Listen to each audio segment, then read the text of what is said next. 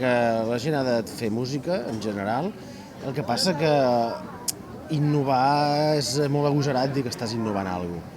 Perquè jo crec que agafar una peça, una havanera, i fer una versió, tipus salsa, tipus rumba, per mi això no és innovar. Agafar un ritme d'havanera i fer una cançó, passar-la de ritme d'havanera, fer-la bolero, fer-la reggae o fer-la rumba... Sí, segueix siguent...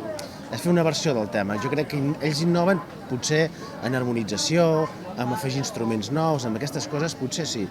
Home, si parlem dels cremats que fa 20 anys que ho fem, ja va ser un d'alta baixa afegir percussió en el grup fa 20 anys o afegir la flauta travessera.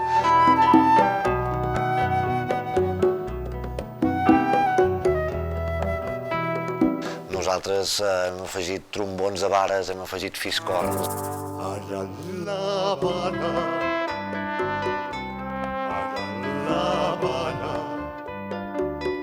son tan dulces los besos de las cubanas. A veure, això dels instruments, jo crec que devia anar per zones o devia anar per... Per exemple, el meu Porbó l'acompanyava, el mestre Cirés, al piano.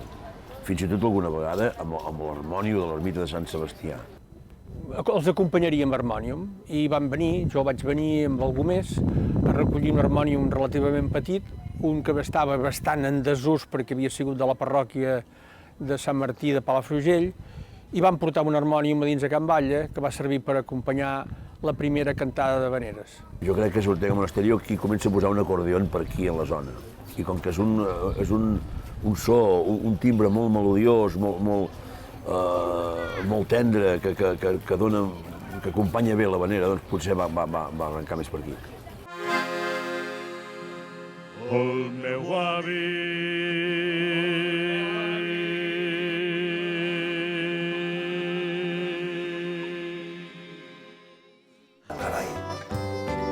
bufa mestral ben fort, infla de vent la vela, que arribarem a port, on la mar ens espera, ai, ens espera, ai. Ja som